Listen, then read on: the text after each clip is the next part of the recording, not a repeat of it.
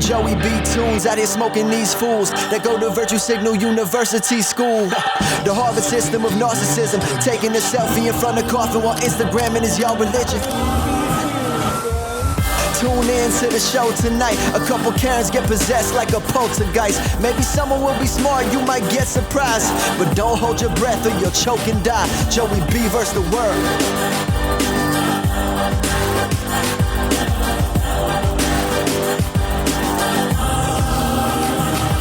How did we get here? You ever just wonder that? How did we get here? I mean, you could comb through over 100 years of video footage of the American public from 1889 to the 1920s, the 1950s, and you'll never find footage of a woman filming herself rolling around in garbage on the sidewalk while people carry on with casual conversation in the background. There's no such footage. Imagine showing this video to a random woman in 1921. She'd be horrified. You show this video to a random woman in 2025, she might be inspired. Look, here you go. You're such a diva. I want to be like that when I grow up. Well, you can right now. Just drive to your local landfill and jump in. Hop on a dump truck, they'll take you there. 2,503 likes on that comment. Look at that. Remember when women used to want to be like Marilyn? Yeah, now they want to be like Dumpsterlyn Monroe. Got a lot of those these days. Here's another one. Yeah, Sabrina Carpenter. Another Dumpsterlyn. Have you ever tried this one? Yeah, these are the type of women girls look up to now. This is a Disney star. It must be a strip club for Disney fans. Imagine bringing your daughter to this. Have you ever tried this one? Listen to him. Have you ever tried this one? Yeah, you're watching girls get excited for the same moves dudes at a strip club get excited for. Have you ever tried this one? It's like a stadium full of perverts to me. Have you ever tried this one? I don't get it, man.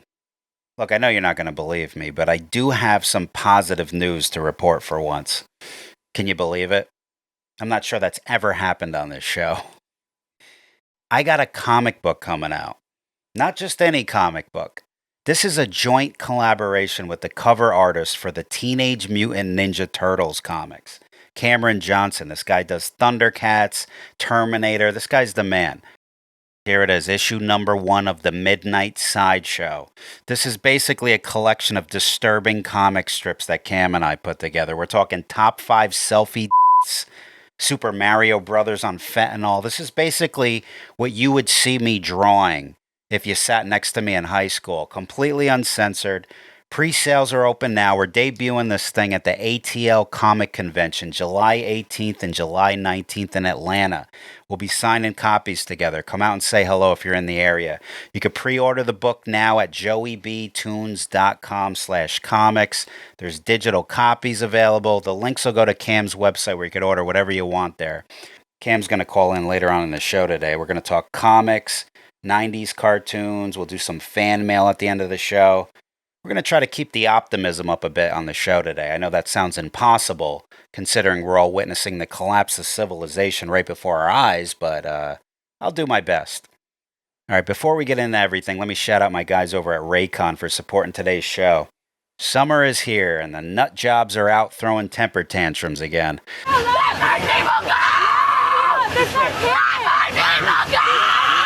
What better way to drown them all out than with Raycon's everyday earbuds? I always make sure I wear them when I travel to American cities that allow people to shoot up and defecate in the streets. I'd rather walk around in bliss like the people who run these cities and do nothing about their problems. Let me hear you all say, E-L-G-L-E-S, evil! That's why I cranked these bad boys up to drown out the screams. With a 32-hour battery life and active noise cancellation, you can stroll through America's third world cities until the sun comes up without hearing a single temper tantrum from a grown adult with a septum piercing. It's amazing. Go to buyraycon.com/joeybvs to get 15% off Raycon's best-selling everyday earbuds. That's 15% off their best-selling everyday earbuds only at buyraycon.com/joeybvs. All right, what else is going wrong in America? Who else are we allowing to destroy the fabric of our society with no consequences? Here you go. Fake Down syndrome influencers created with AI are being used to promote OnlyFans content. Let me just read that to you again so it sinks in, okay? Fake Down syndrome influencers created with AI are being used to promote OnlyFans content. Yeah, we got people putting Down syndrome filters on women's faces and setting up OnlyFans accounts with them. This is real. People are really doing this. I mean, to me, this is now the bar at the bottom of the barrel.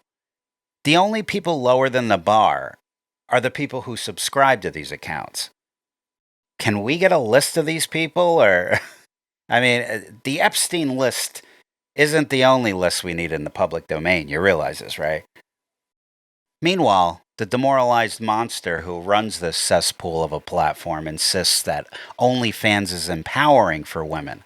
Most people do not expect the CEO of OnlyFans to be a 42-year-old mother of two who lives in Surrey, who is a lawyer. That often catches people by surprise. I'm Keely Blair, and I'm the CEO of OnlyFans. Yeah. Nothing says empowering like a 42-year-old mother of two working as a digital pimp. My God, man. Yeah, you know, it could be worse. At least they're not putting Rosie O'Donnell's face on these women. Have you seen that one lately? Oof. Yeah, good thing she moved out of the country. The sea levels went down a little bit. Not sure if you noticed that. Yeah, now she just complains about the president while she sinks Ireland.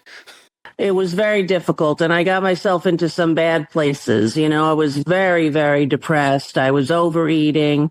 I was over drinking. I was, I was so depressed, Chris. I can't, All right, let's take a break from these nut jobs and talk about some good shit for once. Cam's waiting on the line here. I want to introduce you guys to this talented individual here. We got a comic book coming out that's going to crack you guys up. I'm telling you.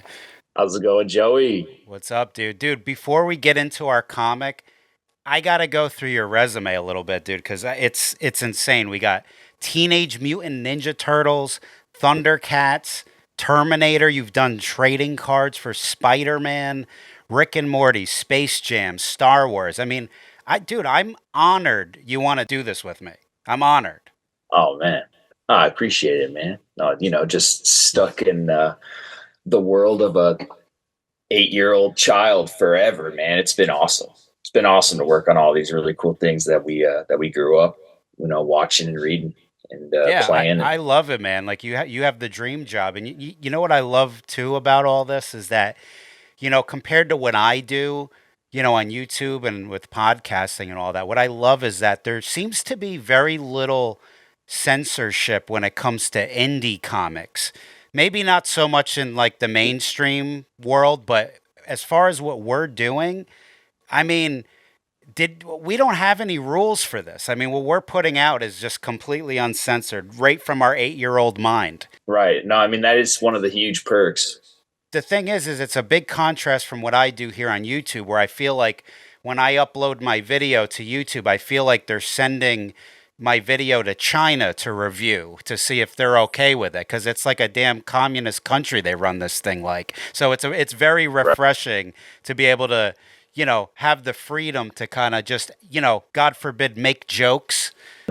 How could we not make a comic where we just want to talk about what we want, That's what I love about it, man, is that there's no middleman stifling what we're doing. And that's all I deal with.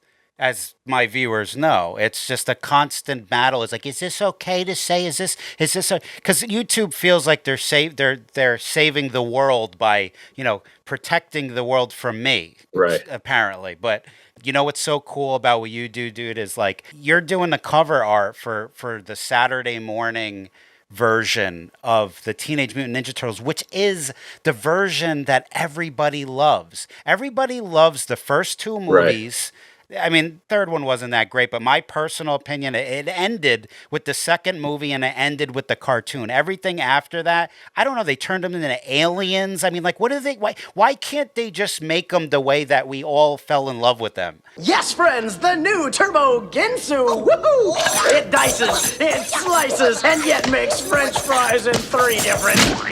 Whoops! Kids. So, like, when I got my first variant cover gig, it was with a comic shop in Indiana. And they really were interested in giving me a turtle cover, but not having any sort of art direction on it, right? I was like, hey, I really only want to do this if I can just my favorite version of the Turtles, which, flashback to yourself running into Chuck E. Cheese and you see that 8-bit arcade game, with all the analog sticks and the button, the giant TMNT logo. So I was like, that's what I'm trying to, that sense of nostalgia, bringing that back on the covers. So once I got that gig, it led into every other one. No, it's been really cool kind of going back into like the 90s cartoons. And it's, I just got hired on for another gig on Street Sharks. I'll be doing like some other cool stuff, just, directly from childhood, man. And that's why it was really fun being able to work on, having Midnight Sideshow on the side to kind of keep me sane while I'm working on other things that have to look a certain type of way. Right. I think that's one of the cool parts about doing a book, especially like this in the format that we did this one on, right? Like, yeah, because doesn't it bring you back to like when you were younger, just doodling like in the middle of class, which I'm sure you did. Yeah. You know what I mean? And just like passing these weird comics to your friends and just cracking up in the middle of class. Like, we're basically doing that as adults right now. You know what I mean? It's true, man. A lot of what's in this book is a lot of those notes that you would pass under the table, like, don't let her see this shit as it's going back 3 people behind you. Like, don't let these ones get out. And no, man, it's kind of funny that you bring it up like that. I mean, that's exactly who I happen to be. And I'm sure you were as well. Just the guy who would crack a joke and who wasn't afraid to draw something ridiculous just to get some people's, eyebrows lowered or raised, depending on what you were drawing. It's yeah. Well, I want to send this comic to all my teachers that told me that I needed to pay attention to them. Well, I'm glad that I didn't actually. Okay. Because I'm talking to you right now or putting this damn thing out. So thank you for that. No, it's going to be awesome, man. No, I cannot wait. This is fun to work on, man. It's awesome, dude. I hope people can appreciate you for being the guy that recognized what we needed as far as representing these characters from our childhood in the way that we've been demanding. I mean, I saw there's a new one where like the characters don't even look like who they are. Like April O'Neil looks like someone who would be at a protest, the new April O'Neil. Someone that's going to be offended if you don't call them a certain title, when they walk into Starbucks. It's like, how does that even get to that? Will somebody fill me in on what's going on? What is this Dimension X? It's Grimsville. Listen, I'd be a pretty big piece of crap if I didn't at least try to get your dad to come help you. When it comes down to it, man, I have a feeling that money is always the root of all evil, man. Some sort of influence is trying to push something somewhere or the other, or maybe it's not. But at the end of the day, I'm always like, give homage to exactly what the original intentions were.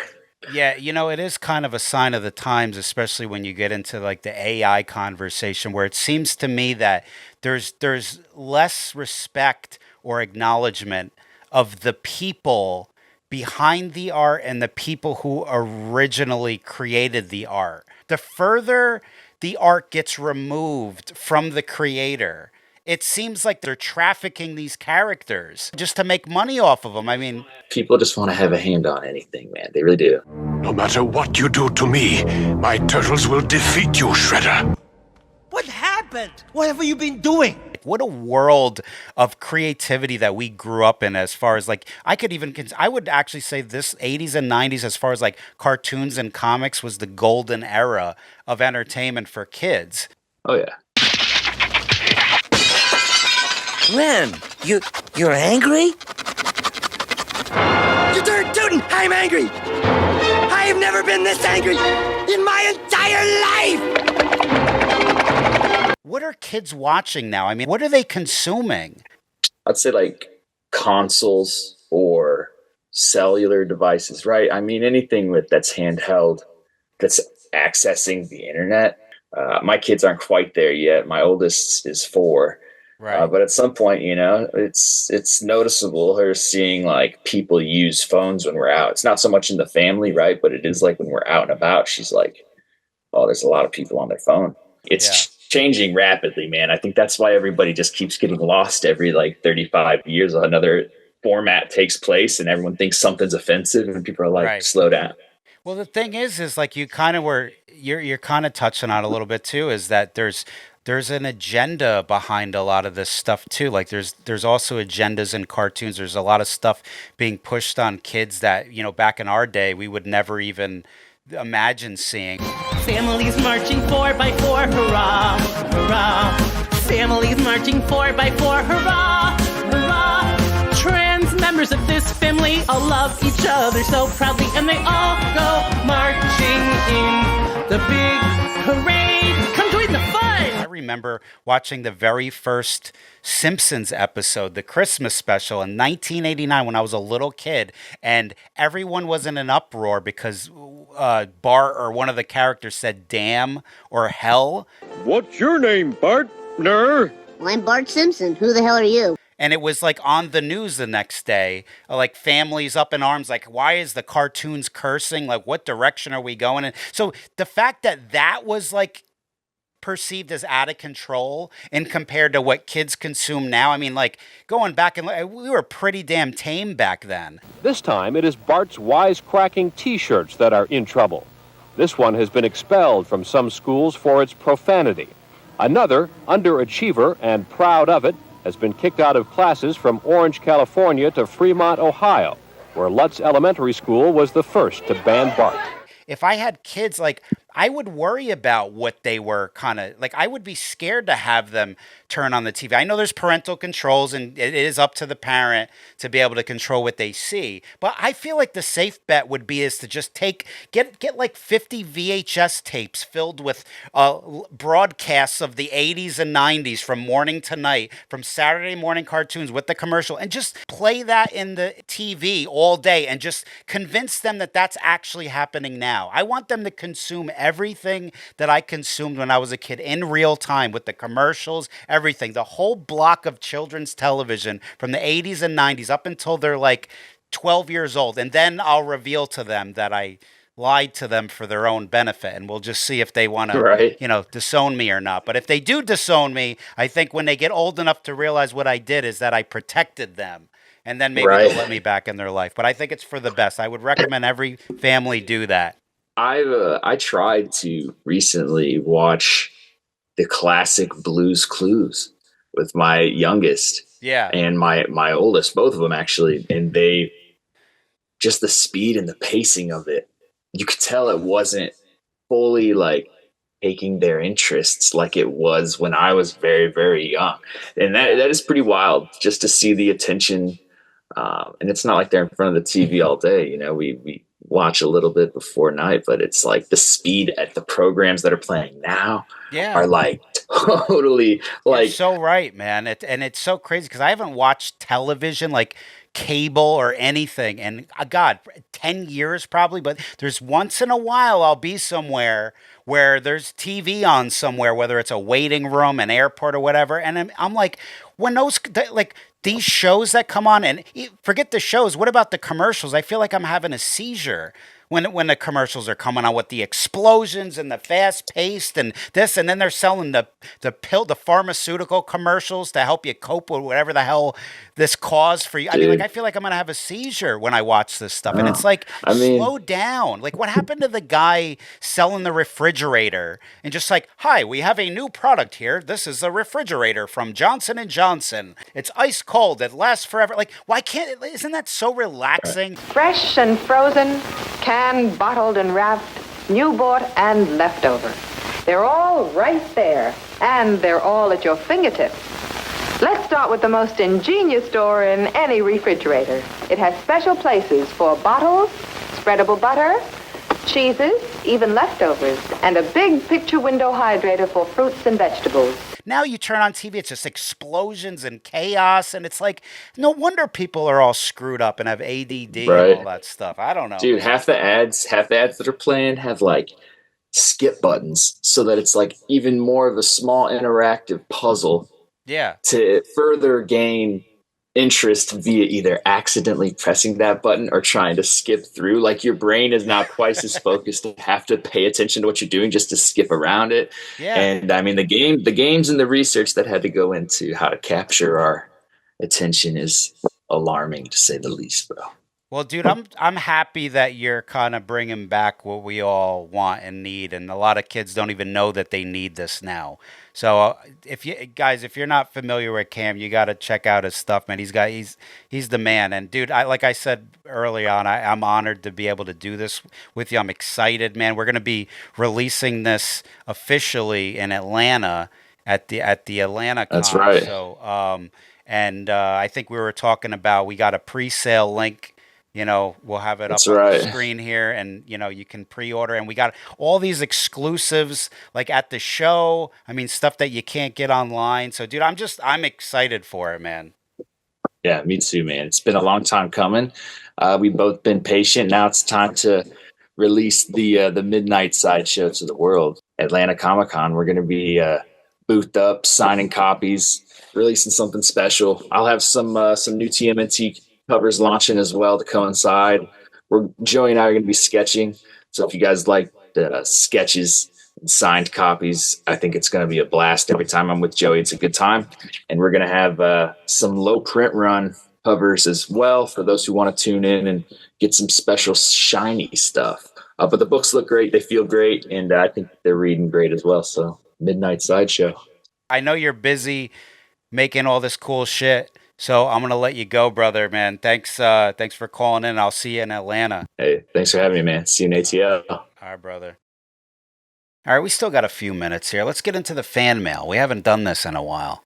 If you want to send something to the show, you can send it to Joey B vs. the World, 178 Columbus Ave, 237190, New York, New York, 10023. I read everything.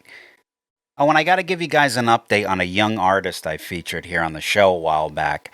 Some of you might remember her, Ava Schrager. She wrote me a few letters, fan of the show, super ambitious comic book artist who's been working religiously on her craft trying to get her work out there. Now, you know, if you watch the end of my show, I'm always trying to get people to lean into what their passions are and actually believe in themselves enough to truly commit and pursue what it is that they want to do with themselves. Well, to my surprise, Ava not only showed up to my booth at the Orlando Comic-Con earlier this year, but she was also an exhibitor at the show who, come to find out, has been showcasing her work at all the big comic conventions all over the country. She's got a new comic book coming out, and she's making a living doing what she loves to do. All right, I actually have some positive news to share for once, okay? You might remember Ava. She sent in a letter. She sent in her artwork. She's got a booth next to me at the Comic-Con here. You got to see this girl. She does some amazing work. I do everything from hyperrealism to cartoons, and these are my hand-drawn drawings over here. I'm also known for my cursed keychains of various characters, like my Sonic line and my Mario line. So yeah, see, not everyone's a fuck up like the people that I showcase on my videos. So As you can see, we have a success story here for once. Yes, Gen Z's success story. Exactly. She's A Gen 21 Z, years old. yeah. So I don't know what you other Gen Zers are doing, but you got to get it together, okay? See, there's no excuse. Get off the TikTok and start making something. You don't have to work for Mr. Burns your whole life. Go make money doing what you love to do. At least try, okay? Anyway, let me read a letter here. Who do we have here? Yeah, let's do this before I go here. Who do we got? Claire. Hi. Dear Joey B. Hi, my name is Claire. And I'm 11 years old. Me and my dad watch your videos almost every night. And I gotta say, I agree with everything that you talk about. Oh, perfect. Well, you're on your way to success already. But there's one thing that I'm surprised that you didn't mention yet. The difference of kids that have phones and the ones that don't. Since it's my first year of middle school, 5th grade, I'm seeing more and more kids that have phones, and the difference is unreal.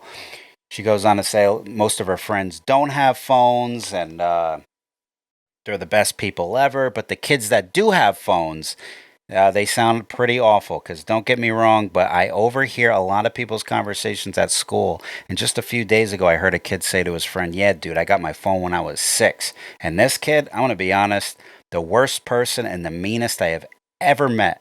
He'll trip people in the hallway, smash their locker doors shut, which happened to me, but I almost always stand up for myself when this happens. But my friends are not always like me, so almost every day at lunch, me and all my 8 friends talk about this, and one of my friends mainly was saying that Mickey, the rat I've been talking about, that's exactly what he is. Stole her pencil, and right when I heard this, I told her to stand up for herself, but she said that she's too scared to. So to make it clear, I was hoping that you'd see the difference. Yeah, you know, one thing you might not realize yet, Claire, is that those type of kids, the bullies, you know who will hit them harder than they hit others? Life. When the bullies grow up, they end up as unhappy losers. Ask your dad how many bullies he knew in school and how they ended up when they got older. Some of them end up in my videos. Oh yeah, and by the way, when he's not trying to poison your family, he likes to put bacon and eggs in your laundry too. What a guy, huh? Too bad his mother's eggs didn't end up in someone's laundry after conception. That would have been nice. Yeah, a lot of bullies are in my videos, so keep that in mind. What else you got here? Oh, and one more thing. The amount of kids that have phones now is also unreal. Like, to be honest, I feel proud not to have a phone. And not even talking about how teachers don't even punish students. Yeah, well, well, imagine the parents. If you think the teachers don't punish the students, imagine the parents. That's why they act like animals, because that's what their parents are. What else you got here? Oh, and one more thing. The amount of kids that have phones now is also unreal. Like, to be honest, I feel proud not to have a phone, as you should. And not even talking about how teachers don't even punish students. There's a girl who punches other kids across the hallway during pack-up time, and this girl is bigger and taller than the other kids. And no, this has not happened to me, but I did step on her toe for revenge. And guess what happened to this girl? Nothing.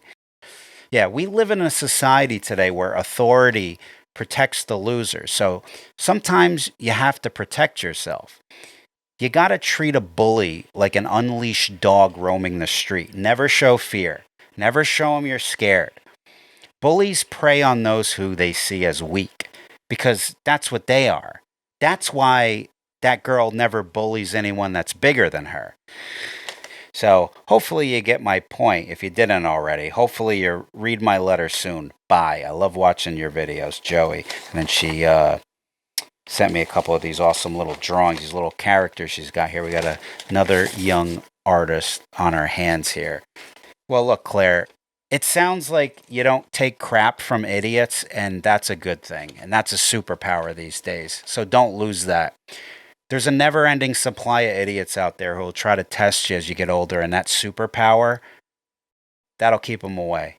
Thanks for the letter, Claire. All right, guys, it's been fun. I'm going to get out of here. Go pre-order our new comic, Midnight Sideshow. And if you're in the Atlanta area, July 18th and 19th, come see us at the Atlanta Comic Convention. for the official release. We'll be signing copies, cracking jokes.